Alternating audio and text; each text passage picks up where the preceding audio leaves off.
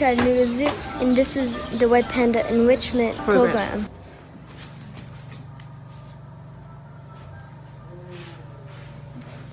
I knew it was going to go that way. Nah, bro. See, they're doing it down there. Yeah, I see her.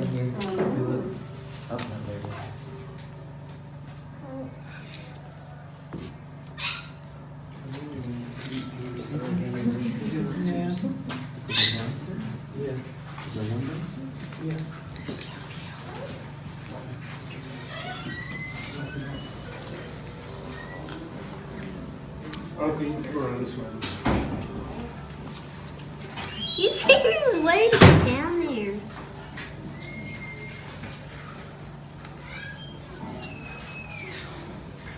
Okay. He's figuring his way. Dad, look! Here, head this way, bud. He's getting down. I believe we can go to the bottom too. No. This is like soundproof glass. Yeah, it is. There he is. Oh, this is mine. Yeah, I can see. He's so cute. I think we can go to that tree. Is that a real tree, Mommy? Yeah, it's a big tree. Why? Well, they make it so the panda has something to play with.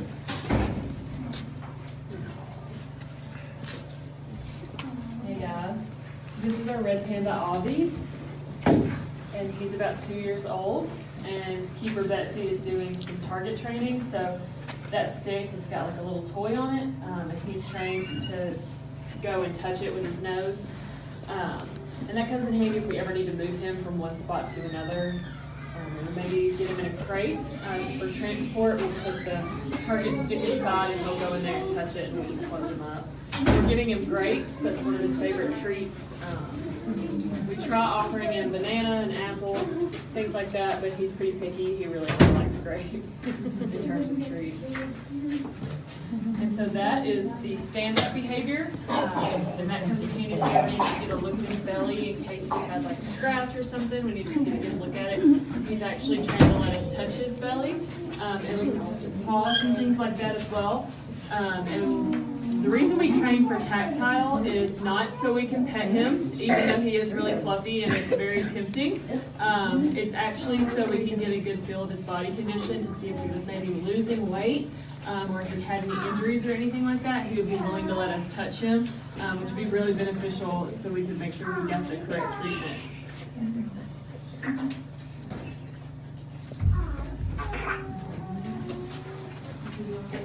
He is the only one, yes.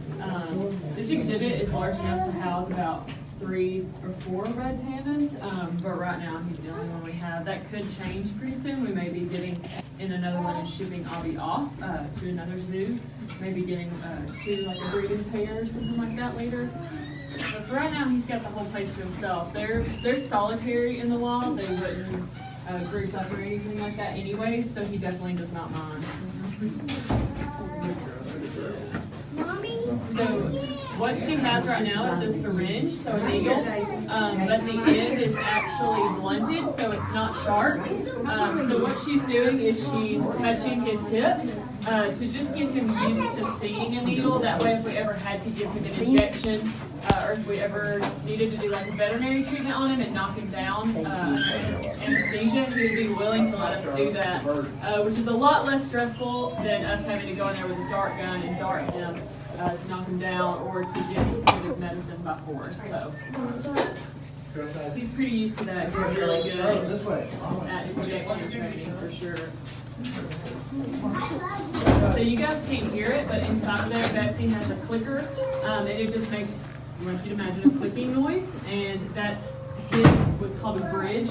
So a bridge is just a signal that lets him know that he did the correct behavior. That way, in case she can't get the treat out quick enough, or anything like that, he associates that noise with reward, so he can always like know that something good's coming from doing that behavior is the quickest way to train animals.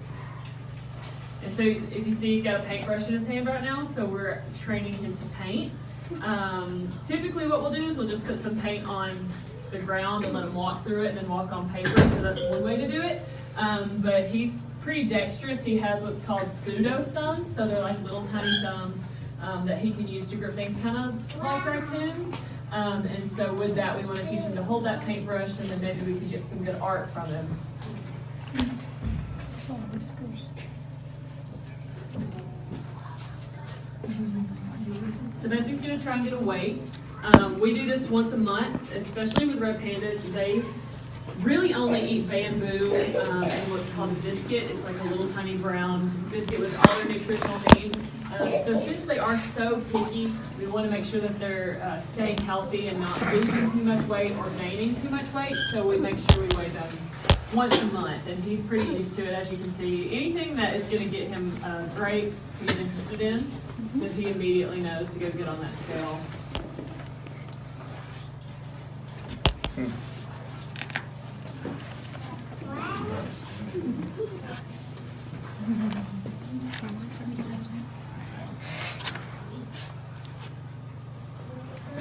So sweet.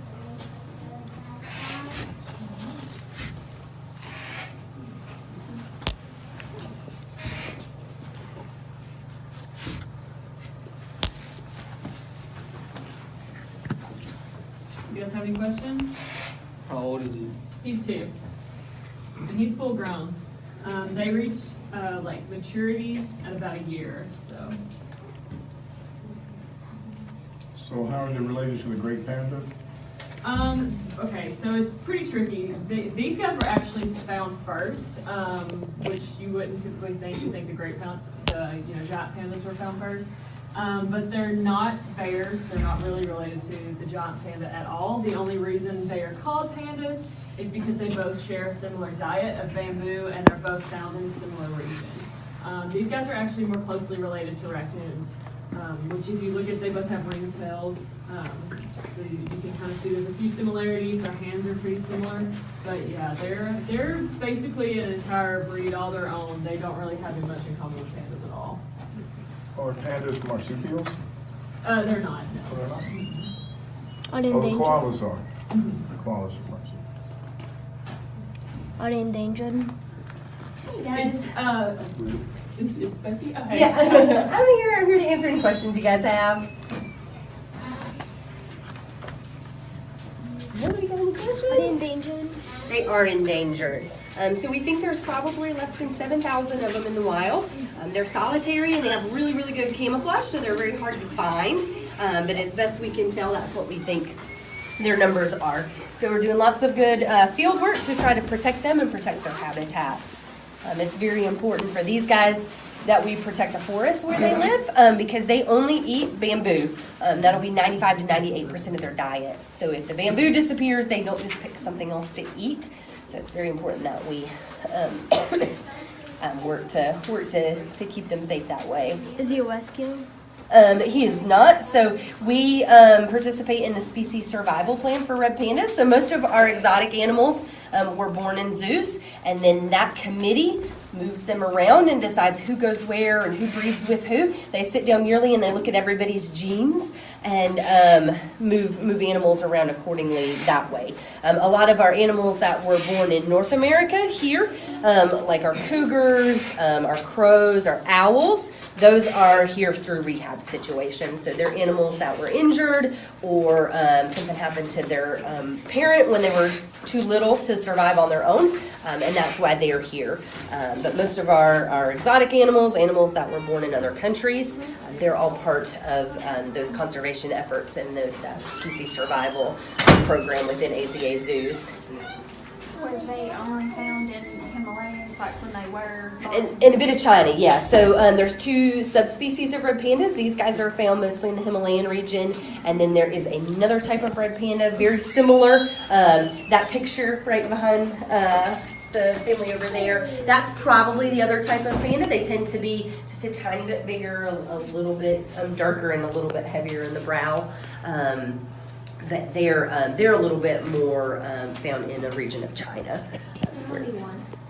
Yeah, so we only have one right now. They are completely solitary in the wild, so this is very normal for him. The babies only stay with mom for about 9 months, and then they go their separate ways. They can do well together in zoo settings. We don't ever want to get more than a few together because they are not made for social groups. Typically here we have about 3 at a time because we have this nice big indoor space and outdoor space. They'll kind of just tend to stay to different areas and kind of keep to themselves. But we do typically have a few more. He's the only one right now. The species survival plan for them, their committee meets in February, and we will probably be getting another panda after that. And hopefully it will be a breeding recommendation situation so that we have more cubs in the future. We've also had a lot of older ones, so they'll move around the older pandas as well. And we've had a number of pandas come here just specifically to retire. So they've come here in their later years, and then they just kind of get spoiled and live out their days here. I like the older ones. They've got like a little bit of sass, and they're always a lot of fun. They are prone to arthritis and some of those kind of health things because of the way their body's shaped. And so that's why you see some of these ladders there, the wood. They were for some older pandas that we had trouble climbing up that rock work. Thank you. You're very welcome. Have a good day. So when you say get, does Chattanooga Zoo have to purchase them? Is there... No money exchanges hands, really. It used to be that that zoos would still own, so like the first offspring would be owned by the mom zoo, and we've really gotten away from that because it's all just a concerted effort to preserve these guys long term in the wild, to do re-releases if we ever need to. So for a lot of species, we'll have breeding programs in zoos, and then we might put those animals back out into the wild. This valley myna back here, they're critically endangered, and that's what's happened is they've done re-releases and really helped build the populations back up in the wild. So someday that could be something that we do for red pandas, especially since they don't have a very long parental rearing period. That could be a possibility that we could do soft releases and repopulate certain areas with them. So technically, on paper, a zoo might own the red panda, but really we're all just moving them around in order to keep that species healthy. So we will probably get a younger red panda, and she will move here from another zoo. And they also take into account how far away that is and what time of year they will be traveling and things like that as well. All factor in. Do you think it's like their environment, or was there like poaching to make them become endangered? Excuse me. Their biggest threat is human encroachment. So when the forests get cleared, they live high in oak trees. They don't have a huge range, so they stick in kind of an area. When those oak trees are taken down for building materials, or when something happens to that food source, so if a lot of bamboo is cleared to build a road or things like that, that has a huge impact on the population. There are some areas where they're still hunted for their fur, or where they are trapped for the illegal pet trade, and so that has an impact. But kind of what you tend to see, we work a lot with Red Panda Network. I got the chance to go to Nepal with them in 2015 and see what they're doing there to protect these guys in the wild. And what you see is when there's the involvement of a really good conservation organization like that, the poaching goes way down, but then it crops up in other areas, and all the cute YouTube videos make people want to own them as pets. And so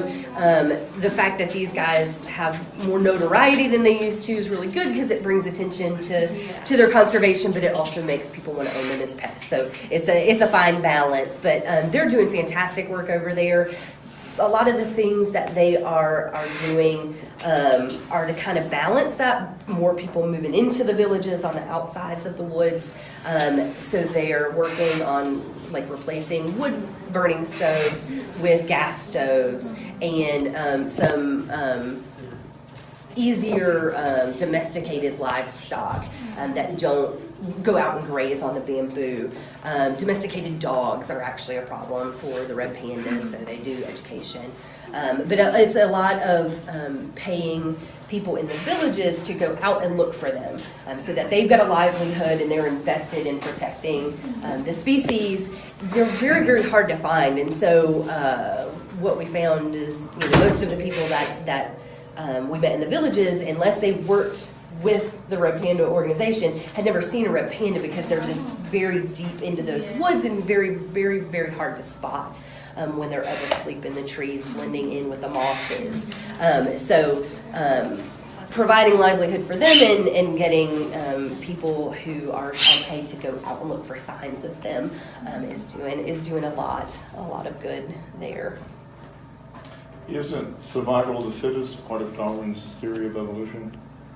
Survival of the fittest? It is, but that's, I don't understand exactly what your question is in terms of. I'm not sure, sir, why we're so concerned about preserving every single species.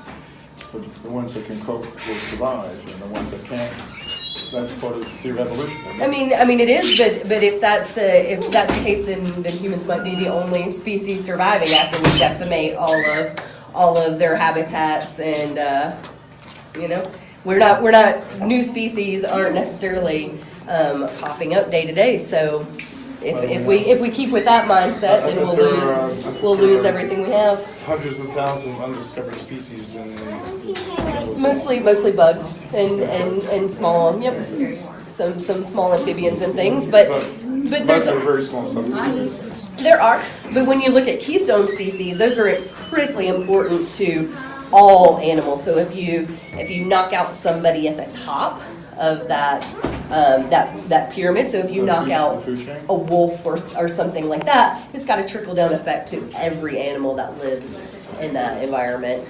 By talking, you talking food chain? No, I mean a keystone species, a thing that things below it depend on. A perfect example is whales. So whales are a keystone species in the ocean. They're a great indicator of how the oceans are doing in general, which is, oceans are very important, obviously, because we, get food from them, but also water is life, right? So whales, they're, So they're indicators, but they don't preserve the oceans.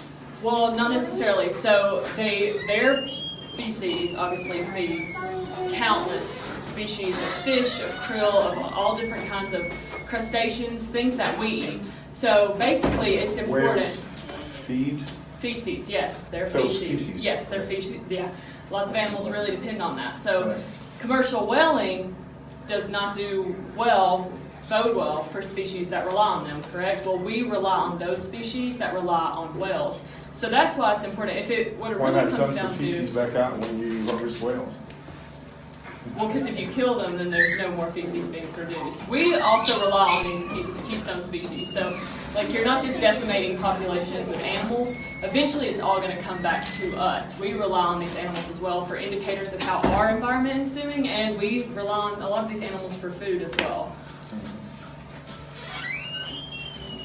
Anybody have more questions about red pandas?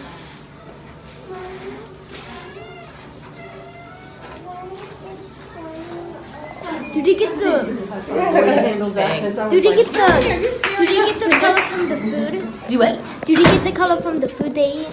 The red pandas? Mm-hmm. No, they have their color because it blends into mosses. So there are clumps of orange moss that hang in a tree like this, and it looks just like a sleeping panda. So in the real dense forest where there's lots of shadows and it's very hard to see, when you look up in the trees, you can't tell if that's moss or if that's a panda, so it's a camouflage for them.